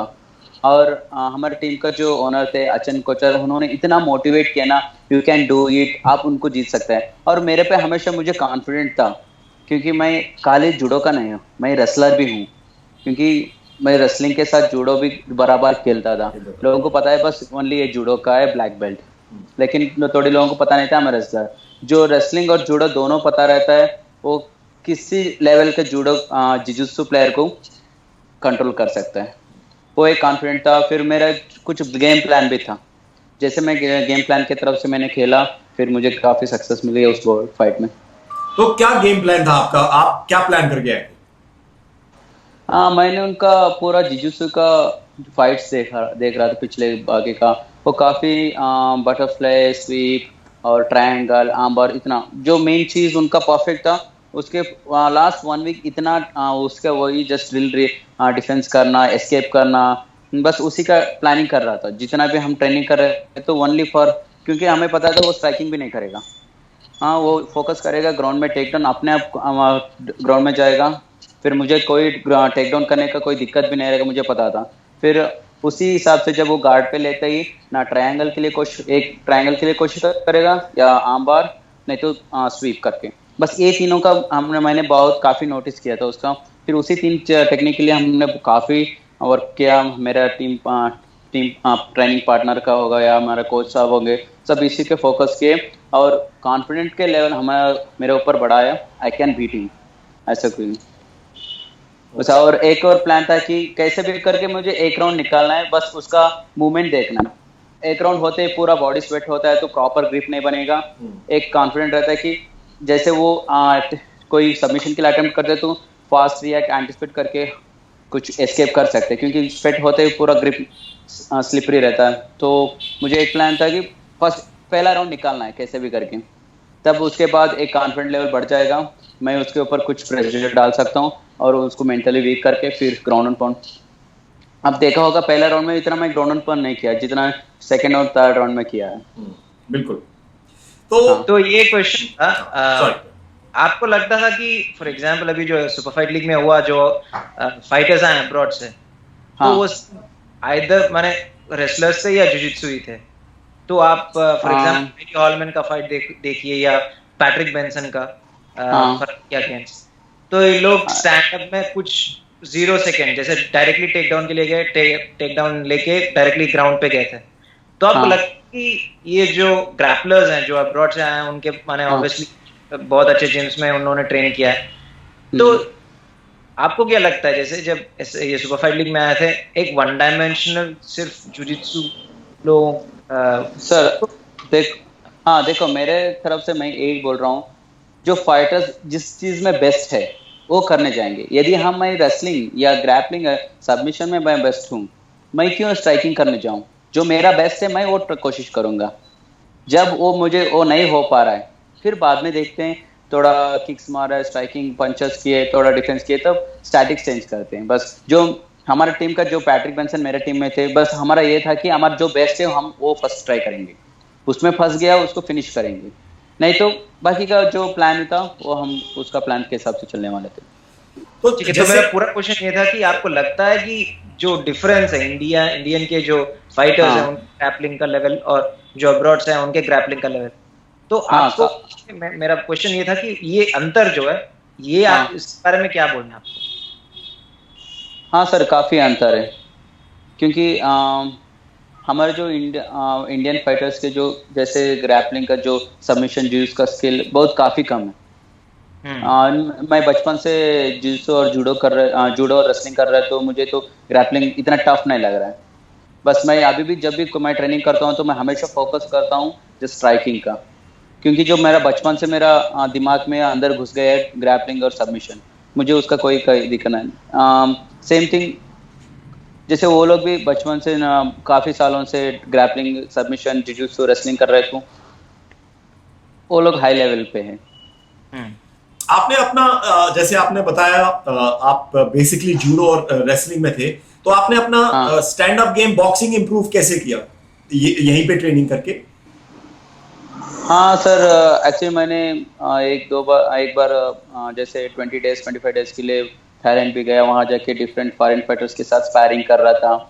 जो अंदर जो स्ट्राइकिंग का जो डर था ना, वो मतलब पिछले 2 साल से मैं फोकस कर रहा हूँ बस, क्योंकि मैं जब 2015 में वर्ल्ड चैंपियनशिप के लिए गया था, मेरा फर्स्ट फाइट था अगेंस्ट यूएस के साथ। मैं एक ही बंदा था जैसे तीनों राउंड चला था वहाँ पे उसके साथ। तब मुझे काफ़ी रियल मतलब ऐसा एहसास होता है मुझे स्ट्राइकिंग करना ही है ऐसे भी करके, मतलब ना मुझे ना स्ट्राइकिंग करो या ना किक्स करो, बस एटलीस्ट उसका डिफेंस करना, मिसिंग करना, टाइमिंग पे टेक डाउन जाना, ये सब का मतलब तब मुझे अफसोस हुआ। उस टाइम पे मेरा आप वीडियो देख सकते हैं, जस्ट मुझे जब भी वो करीब आए बस टेक डाउन लेग अटैक करो, बस टेक डाउन लेग अटैक करो, ना कुछ जैब स्ट्रेट रेड क्रॉस कुछ नहीं करता था। तब मुझे जब उस फाइट हारने के बाद मुझे काफ़ी अफसोस हुआ कि मुझे करना ही है। तो जब भी जाओ टाइम मिला बस बॉक्सिंग ट्रेनिंग के लिए जाओ, मोताई ट्रेनिंग करो बस। और आपके एमेच्योर बैकग्राउंड के बारे में कुछ बोल सकते हो? हाँ, एमेच्योर वही 3 साल पहले जब बॉडी पावर इंडिया मुंबई में हुआ था, फर्स्ट टाइम मैं वहीं लगा। जब फर्स्ट सबमिशन रेसलिंग में खेला, एक दिन 4 फाइट जीता, फिर नेक्स्ट डे एमेच्योर एमएमए था, फिर वहाँ भी 4 फाइट जीत गया। तब से मेरा एमेच्योर में बहुत ही अच्छा परफॉर्मेंस किया, तो फिर वर्ल्ड चैंपियनशिप के लिए गया। ओके, अभी आपको क्या लगा जो अभी एसएफएल का जो टूर्नामेंट हुआ है, आपके हिसाब से उनमें बेस्ट प्लेयर्स कौन से हैं, कौन से निकल के आए हैं बेस्ट प्लेयर्स आपके अलावा? मतलब आपके अलावा आपके अलावा कौन से बेस्ट प्लेयर्स? Indian fighters.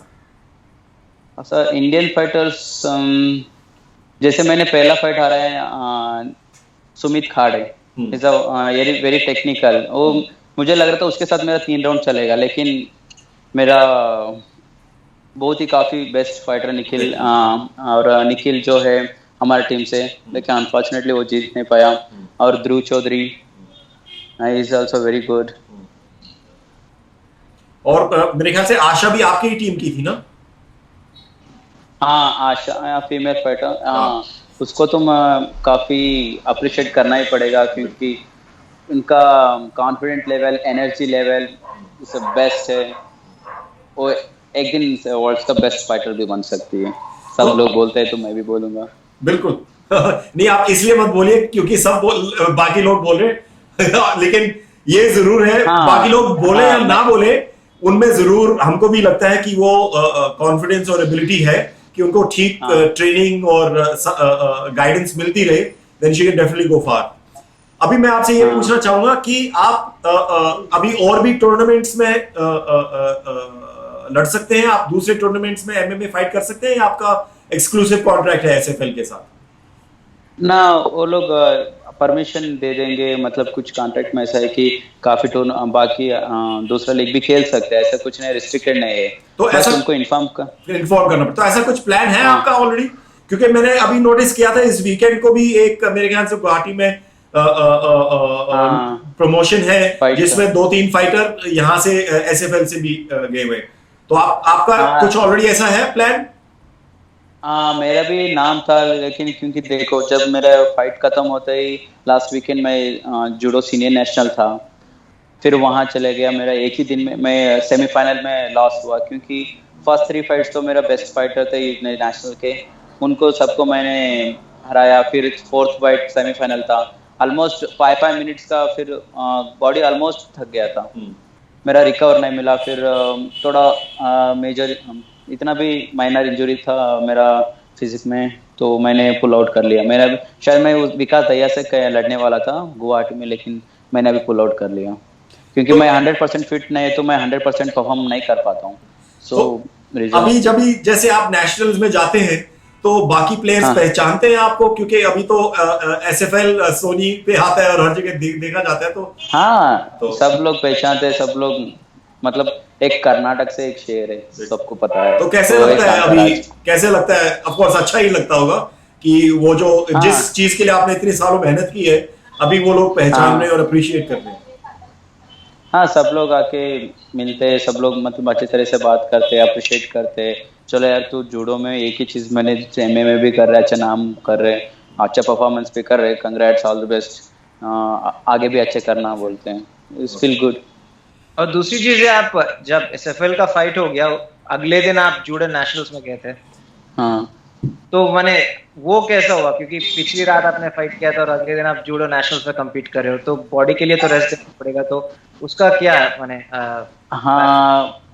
वही तो देखो, मैं मेंटली प्रिपेयर होना चाहता हूँ, बस मैं मेंटली फिट होगा, फिजिकली का मतलब मैं ऐसा नहीं, बस मैं फाइट से पहले जितना भी वेट काट लो, 5 किलो 10 किलो, बस मुझे मेंटली फ्री रहना, मेंटली सेट रहना फाइट के लिए। जितना वो मुझे पहले से, क्योंकि शेड्यूल था 25 को एसएफएल फाइनल खत्म होते हैं, मेरे next day judo national senior nationals रहता है, मुझे वहाँ जाना है, मैं पहले ही फिक्स था। जैसे वहाँ फाइनल्स खत्म होते सब टीममेट्स पार्टी के लिए चले गए, तो मैं पहले रूम होटल आया, फिर वहाँ से मेरा लगेज लेके एयरपोर्ट लगेज सीधा चेन्नई निकल गया। फिर पहला 3 बार तो मैं अच्छा काफ़ी परफॉर्मेंस किया, अच्छा गुड, सब बड़े जो बेस्ट प्लेयर थे नेशनल के उन सबको हरा। सेमीफाइनल में बॉडी रिएक्ट नहीं किया, I lost in semifinal. Okay.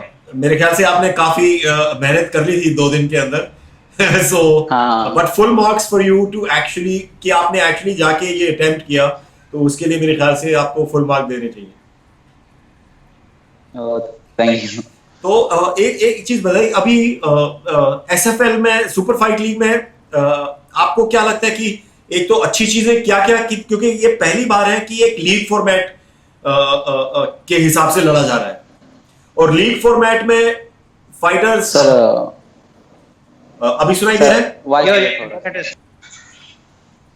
Hello, we'll be right back. We'll just fix the technical issues and come right back. We're back with Kantharaj.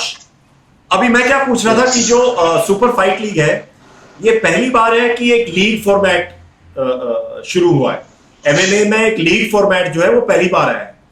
तो इसमें आपको क्या लगता है कि क्या चीजों ने काम किया और किन चीजों पे थोड़ा सा इंप्रूव करना चाहिए कि ये थोड़ी सी अच्छी हो सकती है?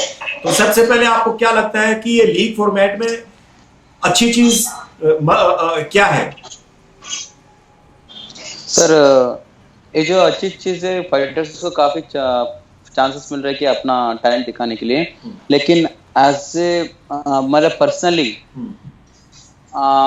एवरी वीकेंड में फाइट करना थोड़ा फिजिकली टफ हो जाएगा फाइटर्स को, प्रिपरेशन या मेंटली सेट करना। और क्योंकि चलो 50 डेज मंथ्स एक फाइट मिल रहा है तो कोई बात नहीं, क्योंकि एवरी वीकेंड वेट कट करो, फिर फ्राइडे वेट कट करना है, फिर सैटरडे फाइट करना, फिर सेम थिंग, फिर 2 दिन खूब खा लो, फिर again next Friday weight cut करना है, फिर सैटरडे। इसमें बॉडी प्रॉपर रिएक्ट नहीं कर पाते। पहले 2 वीक्स तो इतना मेंटली फिट है तो भी फिजिकली फिट नहीं लग रहे थे। फिर तो आपको लगता है कम से कम 2 हफ्ते का गैप होना चाहिए, एटलीस्ट 15 डेज। हाँ, कम से कम। तो नॉर्मली दिस इज, अभी फॉर एग्जांपल आप यूनाइटेड स्टेट्स देखो, यूरोप देखो, ब्राजील देखो, कहीं भी फाइटर्स को एक फाइट के बाद 2 महीने तक कोई भी बोलता है फाइट ना करने के लिए, क्योंकि बॉडी टाइम देना पड़ता है टू रिकूपरेट, जरूरी वेट कट करने के बाद। और दूसरी चीज ये है कि फाइट से पहले ट्रेनिंग कैंप बहुत जरूरी है, तो टेलर मेड करना पड़ता है उस अपोनेंट के लिए।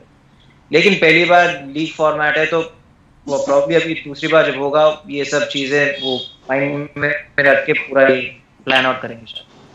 हाँ, अभी हमने ये चीज़ को भी जो हमारा सीईओ बिल साहब को भी बता दिया कि थोड़ा डिफिकल्ट हो जाता है कि फिजिकली प्रिपेयर रखना, और 100% हमने परफॉर्म करने में थोड़ा दिक्कत हो जाएगा। फिर बाद में उन लोगों ने, जैसे इस बार एक मेन फाइटर और एक बैकअप फाइटर रहते थे, लेकिन इस बार नेक्स्ट सीजन के लिए वो सोच रहे कि एक वेट कैटेगरी में 3 फाइटर्स रखें। इन केस यदि फाइटर 100% फिट नहीं है, मतलब अब फील करता है कि मैं इस बार 100% फिट नहीं फील कर रहा हूँ, तब सेकेंड फाइटर या थर्ड फाइटर को चांस देने का ऐसा प्लान चल रहा है। तब everything going to be all right. Okay, अभी आप जैसे आप बता रहे थे, आप जो IMMAF के एमेच्योर चैंपियनशिप में मेरे ख्याल से 2015 में गए थे ना? हाँ, 2015। तो उस एक्सपीरियंस के बारे में और थोड़ा सा कुछ बोल सकते हैं, क्योंकि वो काफी बड़ा आपके लिए एक्सपीरियंस रहा होगा। हाँ, काफी बड़ा एक्सपीरियंस था मेरे लिए, क्योंकि फर्स्ट फाइट ही जैसे यूएसए का, वो काफी शायद वो भी ग्रैपलर था। यदि मैं आई थिंक उसको अलावा कोई दूसरे फाइटर्स होता है तो ऑलमोस्ट मैं 1/3 मेडल लेके वापस आ जाता, 100% श्योर। क्योंकि जब भी मैं जितना भी कहीं बाहर जाऊँ, जैसे बैंकॉक, थाईलैंड, वहाँ पे जाओ, मैं जिससे साथ ग्रैपलिंग करता हूँ तो ऑलमोस्ट सबको मैं बीट करता हूँ। तो मुझे सब बोलता है your grappling level is world's level है, you are the best grappling, just improve your striking, make it perfection and you can become better good fighter in the world. Everyone suggesting like this. So एक वहाँ का जो Vegas का जो world championship का था, काफ़ी मुझे कॉन्फिडेंट फील कर दिया, क्योंकि जब मैं वो एक प्रॉपर रेसलर था मेरा अपोनेंट, उसको मैं बाकी का फाइट पूरा दूसरों को टेक डाउन करके ग्राउंड एंड पाउंड में जीता था। मैं एक ही बंदा था, मैं उसको ग्राउंड टेक डाउन कर रहा था, फिर उसको कंट्रोल करने की कोशिश कर रहा था।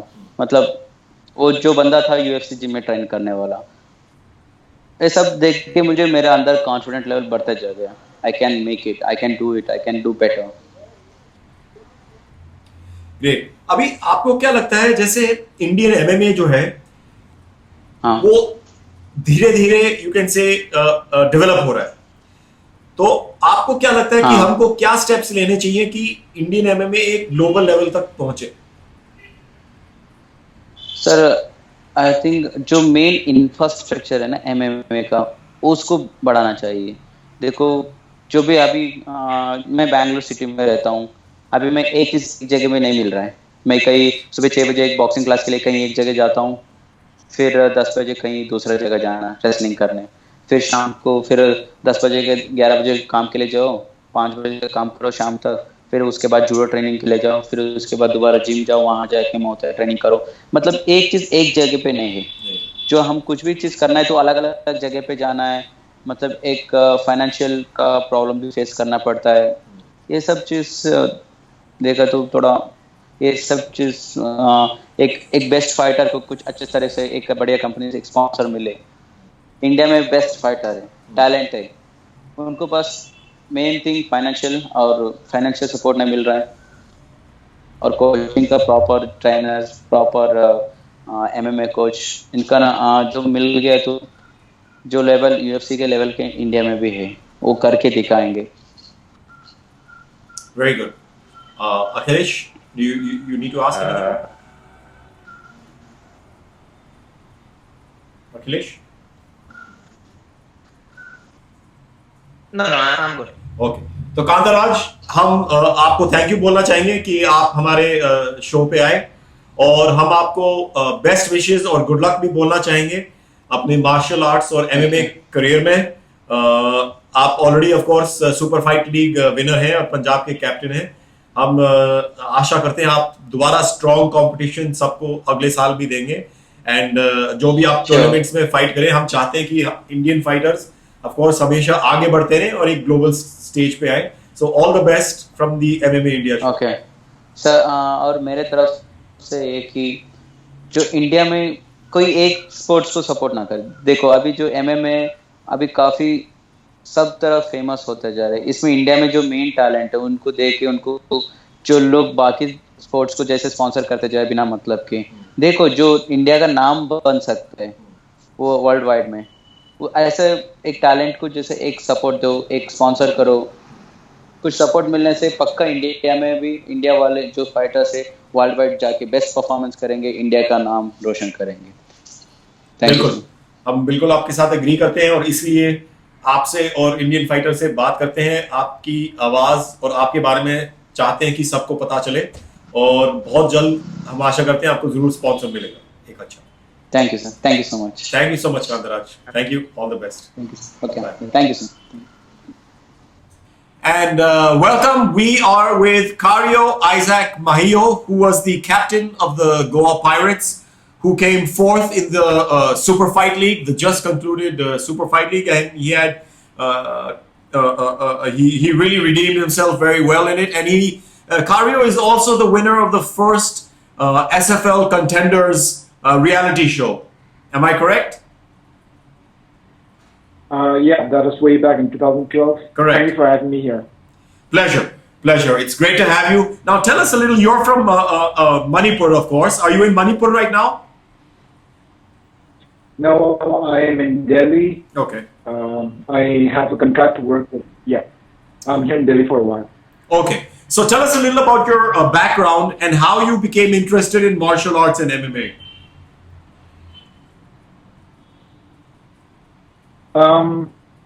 I keep saying this to any people who ask about my background or any interview I have. I never did have any combat sports experience.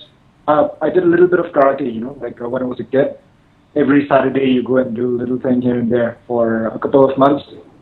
That's all I did, like as a 7-year-old. I have loved sports growing up. And when I came across MMA in 2012, I felt like it was the ultimate expression of sports, like a true competition between two human beings, in a physical manner. So I just felt like I had to get into it. Yeah, it was like I followed my heart, passion for sports. Great. That's the way I see it. Yeah, that's how it started for me. Okay. Now your first fight in the Super Fight League was against Dhruv Chaudhary. of course, and that was a back and forth fight. I personally do feel you should have got the win, and I think I expressed that to you as well. That's the first time we connected. Did you feel robbed a little that you didn't get the win in the end, especially since your opponent was literally running in the last minute or so of the fight? Well, I'm not sure if I should be talking about this, but yeah, what's over is over. But well, since you asked me, I do feel, since it could have been a close fight, whatever way it was decided. But I feel there could have been better judgment in the sense, they gave him a unanimous decision, and I was not happy with that at all. Because I felt like I controlled the fight, which kind of matters too, and I'm not sure if they considered the fact. If someone who understands the sport properly, if they look at it, they might have thought otherwise. Okay, now moving to your team, I felt you guys had a very, very strong team. Of course, with yourself, having such great skills. Then there was Clint. There was Sandeep Dahiya, there was Mukesh Gora, and there was Krishan Rawat. So you guys had a very good team. It did seem like you could take it all the way. Now, rather than dwelling on what went wrong, but how do you think you can improve going forward to the next year to come back stronger? I'm not sure what lies ahead. I'm not sure what kind of format it's going to be in the coming seasons. I'm not sure if they're going to repeat the same thing. Well, yeah. Well, just to let you know, we did speak to Jason today as well, and what Jason told us was that next year as well will be the same, and after that, the team owners will have more control of their teams, and therefore they will be able to choose. I think that's what he said. They will be able to choose who they put forward to fight, rather than the Super Fight League making the matches. Yeah, I think that's a healthy way to go about it. That would be really nice. Because, when the whole tournament thing was happening, I kind of felt like I was a bit more like a spokesperson, like a representative. I didn't have too much authority, which I don't think I should actually. Because, we are as a team together. But when you're in a cage, you are fighting alone there. The teammates can only support you. That's the way I see it. Yeah. Now, of course, this is the first time a league format is taking place in MMA. Now, we have to, of course, give full appreciation to the Super Fight League and Bill Dosanjh for putting this together and putting in money into promoting MMA in the country and taking it forward. At the same time, we also, like I said, spoke to Jason and also the Punjab captain, Kantharaj, today, and both felt that the league format, because, of course, in MMA, fighters are prone to many more injuries, that there should be a 2-week gap between fights, at least. To give fighters a rest. So what are your thoughts on that? Glenn pointed out something when there was a press conference after the fight, and I think that's a good point. If, before the finals, if you can avoid elbows, he said I think that'll be a good way to go about it. Yeah, and 2 weeks break, that sounds like a good idea, yeah. You don't want to fight consecutively every week. That's kind of rough. Yeah. I agree with that. Having said that, of course, it's a new promotion. It's a new format. Everyone will live and learn. But of course, what is important is to keep in mind fighter safety always at the end of the day, and what is good for the fighters, because the fighters are what makes the promotion at the end of the day. Right. So now I agree. So what do you think really works for the Super Fight League in the league format? Of course, because it's a whole different ball game. Where even as a captain going forward, you're not just going to be concentrating on your on your fight, but you will have to think strategically as well about if you need a certain amount of points, then somebody might have to go and get a knockdown rather than a technical submission. So how are you going to deal with all of this going forward? Well, the same way again, like you said, if there's going to be season 2 and if there's going to be a team format again, the captain or whatever the decision, whenever a decision is to be made, it's always nice you have someone who understands the sports, so who can provide a good matchup. You don't want to entirely just dominate your opponents, and well, that's going to kind of kill the sport as well. It has to be fair matchup. Yeah, I'm not sure you're getting what I'm trying to say. I am. Yeah. I'm totally getting what you're trying to say. Is that the captain will be the captains will be in a much better position to know what fighter is capable of what, and therefore making sure that that he chooses somebody of an equal caliber for the opposite fighter. Right. Of course, that will also happen when the talent pool becomes a little bigger and wider as well. Right. Now, coming back to you, Kario, are you going to be fighting in any other tournament soon? Because there are a couple of promotions happening in which there are some SFL fighters fighting in them as well. So, are you also looking at fighting at some other tournaments? The way I see it, I don't think I'm a very serious MMA fighter. I actually thought about giving up the sport last 2 years, and when this thing happened, I kind of came back actually because a friend of mine, Clint, he's like a really good friend. He said, "Hey, I'm coming over. Let's get together this way. Let's get to hang out." It was I completely gave up training. I'm really not sure. For me, the way I see MMA is. Or it's just my thought. I like to think myself an athlete before I'm a fighter. So I don't really have a solid plan for my futures right now regarding fights in SFL or outside other promotions. I have an injury, and that's kind of the reason I didn't compete again after my second fight.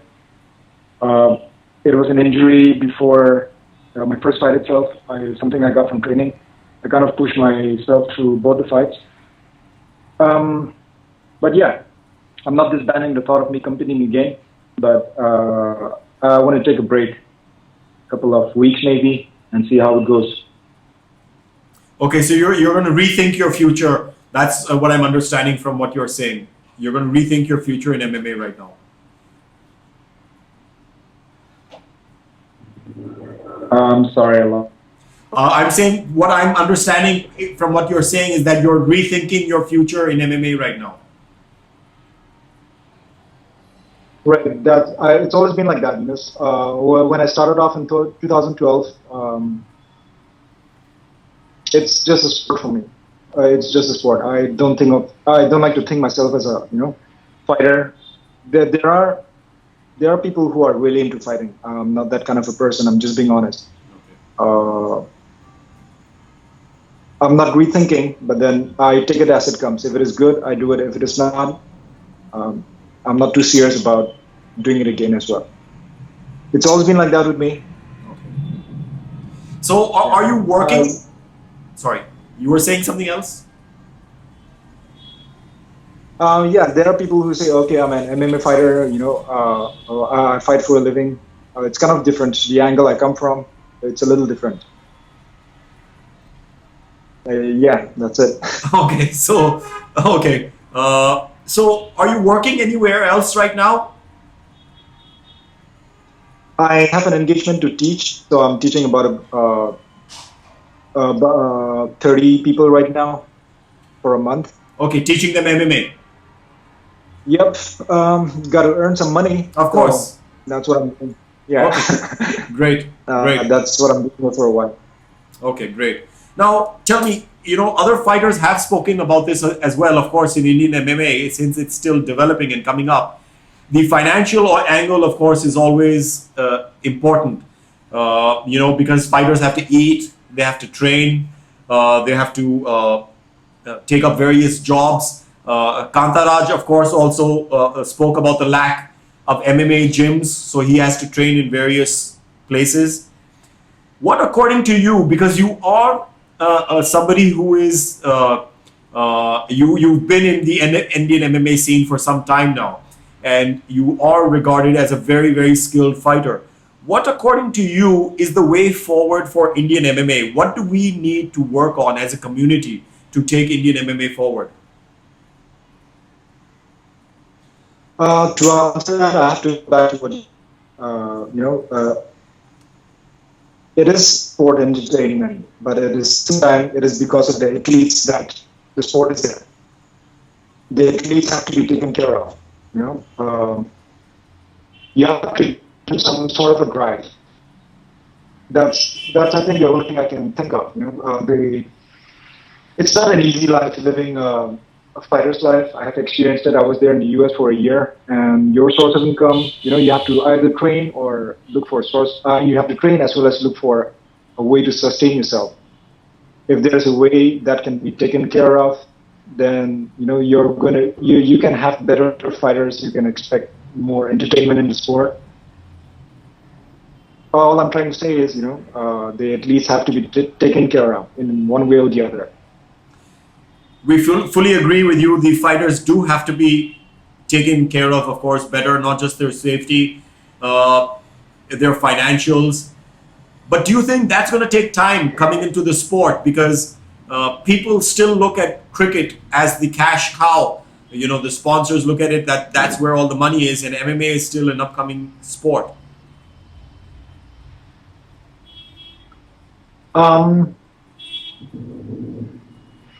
I don't like putting a comparison between cricket and MMA and the viewership. It's not really what I would like to get into. But at the same time, MMA, I'm just going to stick to MMA. Yeah. Okay. It is one of the fastest growing sport in the world. Yes. It is one of the fastest. I think it is the fastest sport in India. The way it has exploded since 2012, and after this tournament, it's catching a lot of attention. And I think the common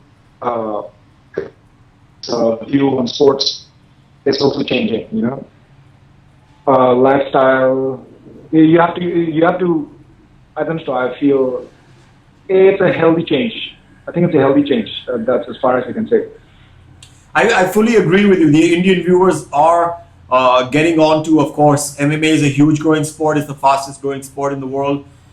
It's coming up big in our country. Of course, we've seen wrestling, kabaddi leagues becoming big in our country. Now, specifically when you say fighters have to be taken care of better, can you outline a little more what you exactly mean, apart from getting paid better?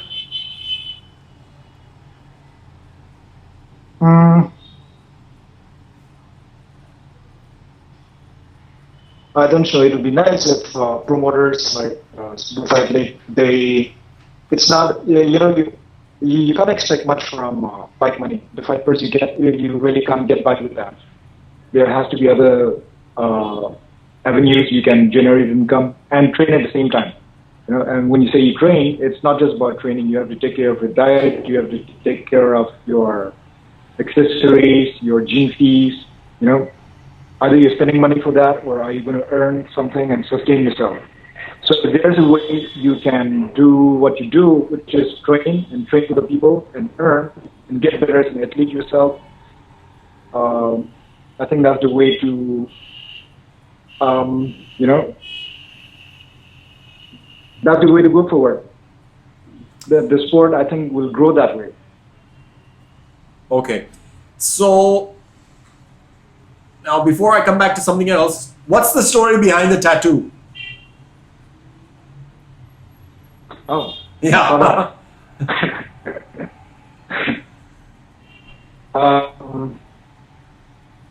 It's been like about 10 years since I thought of getting a tattoo on me. Okay. It's been like, I thought, okay, I'm going to do it, I'm not going to do it, but then I really needed a strong reason.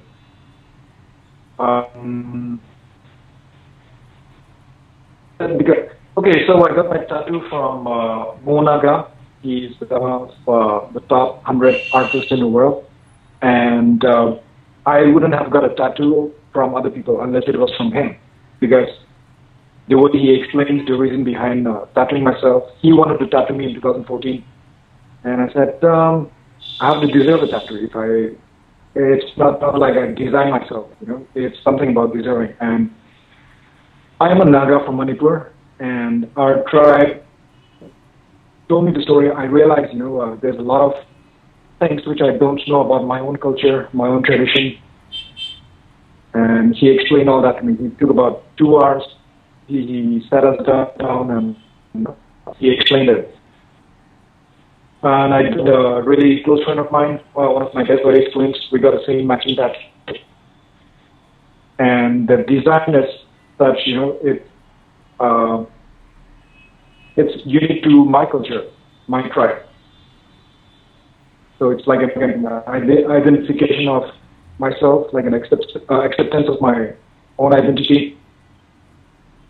I'm actually glad I did it. I wasn't sure how I was going to feel, but I'm happy I got it. Awesome. Great.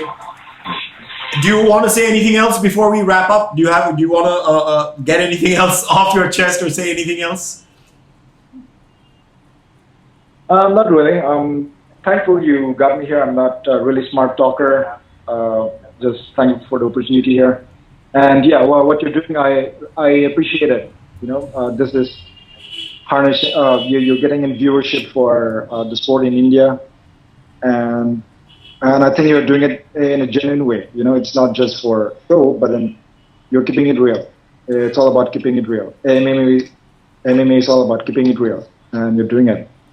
Thanks. You may not consider yourself a smart talker, but you are an honest talker, and we always appreciate honest talkers, and we will always look forward to seeing your fights, and we will always back you. Hopefully, you will continue to stay, and we would love to keep having you back on the show to talk about your career and the way forward for Indian MMA. Kario, it's been an absolute pleasure. I'm a big fan of your MMA skills. I do hope you stay fighting, though we know, of course, it's a personal decision and you have to take these decisions yourself. Being in the MMA world, it's not easy as a fighter, like you said, but we do wish you all the very, very best, and thanks so much for coming on the show and talking with us.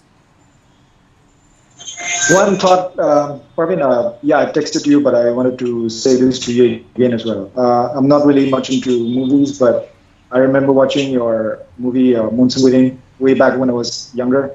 I liked it. And yeah, it's really a pleasure to be talking to you like this. Thanks. Thank you for your time. Thank you. Thank you so much, Kario, and all the best. Take care. Thank you. Thank you. Yeah, bye. Cheers. Bye.